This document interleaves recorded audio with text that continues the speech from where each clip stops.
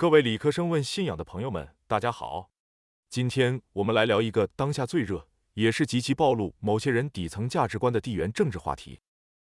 大家都知道，美以伊战争已经开打1个多月了。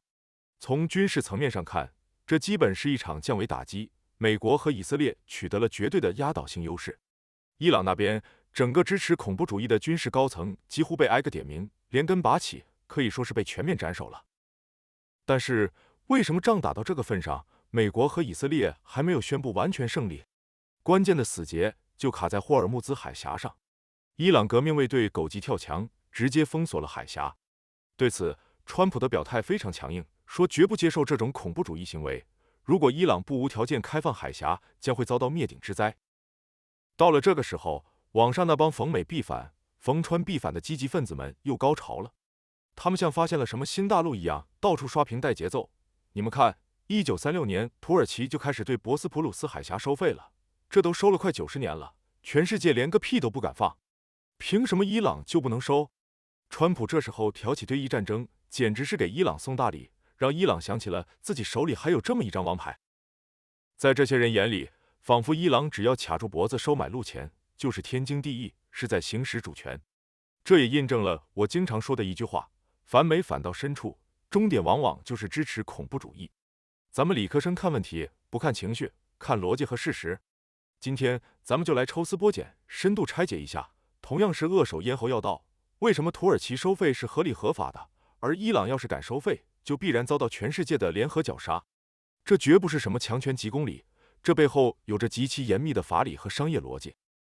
首先，我们来做一个基本的事实核查：土耳其真的在收过路费吗？那些为伊朗洗地的人拿出的最大论据就是土耳其，但这帮人往往只看地摊文学，不看历史文件。1936年，多国确实在瑞士签了个蒙特勒公约，但这个公约的本质不是赋予土耳其强行收过路费的权利，而是限制它乱收费。公约白纸黑字写着，和平时期商船享有自由通行权，土耳其绝对不可以收取过境税。那土耳其现在收的是什么钱？是船只过境的卫生检查费、灯塔费和救生拖船费。这和占山为王收买路钱有本质区别。举个最简单的例子，巴拿马运河为什么收费没人有意见？因为那是美国花真金白银，投入无数劳工和心血开凿出来的，提供的是人工运河这种实打实的基建服务，你交的是基建折旧费，这是花钱买服务的商业行为。有人可能会杠，巴拿马是人工的，土耳其海峡可是天然的，老天爷赏的饭，凭什么他能收服务费？这就涉及到一个极其重要的概念，维持一条极度危险的天然水道的安全，本身就是一种极其昂贵的公共产品。博斯普鲁斯海峡最窄的地方只有700米，9曲18弯，水下暗流汹涌，而且两岸就是拥有1500万人口的超级大都市伊斯坦布尔。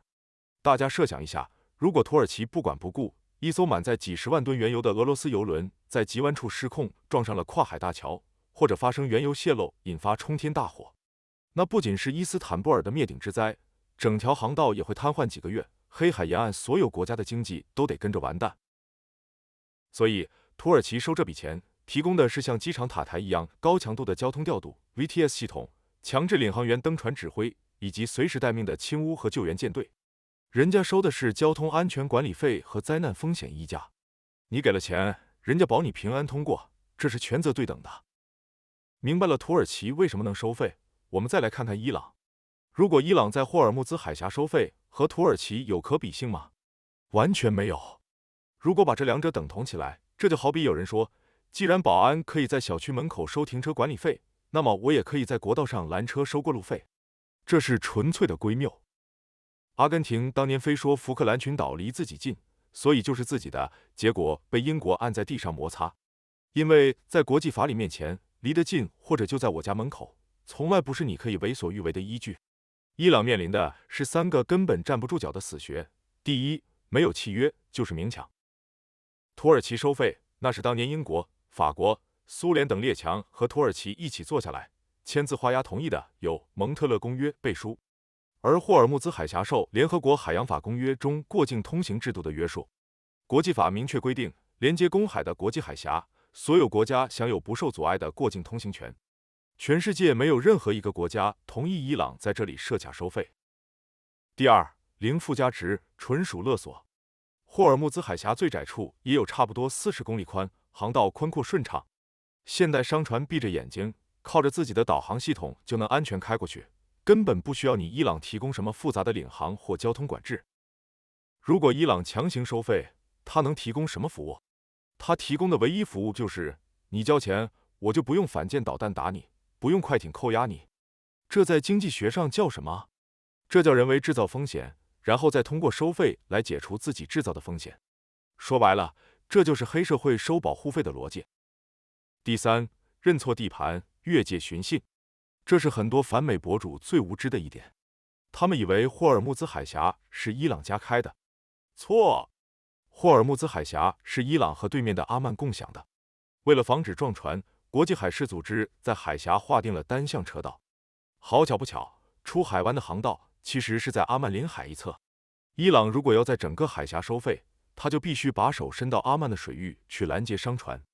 这也进一步表明，霍尔木兹海峡是国际公共水道，伊朗对此船只通行根本无权管辖。为了让大家更直观的理解，我打个最生活化、最接地气的比方，大家一听就懂。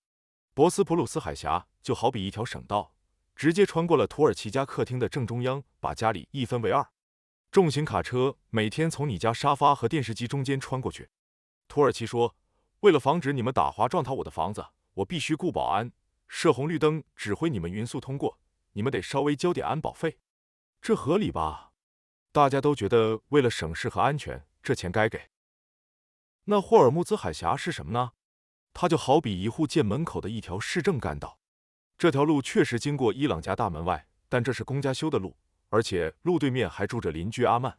结果伊朗有一天突然拿个大喇叭，搬个巨马横在马路中央，对所有过往的公交车、私家车，甚至是对门邻居的车大喊：“此路是我开，留下买路钱。”人家司机问：“你能提供什么服务吗？”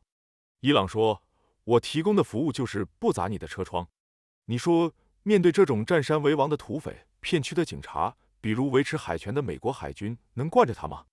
不拔枪把你这巨马给扬了，这片社区以后还怎么管？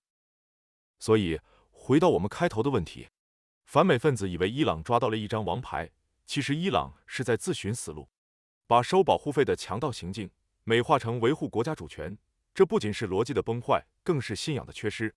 他们不相信契约，不相信规则，只相信谁拳头硬，谁敢耍流氓，谁就有理。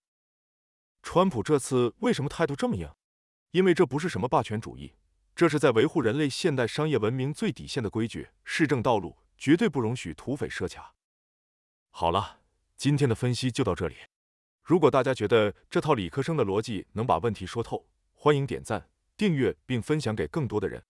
这里是理科生问信仰，我们下期再见。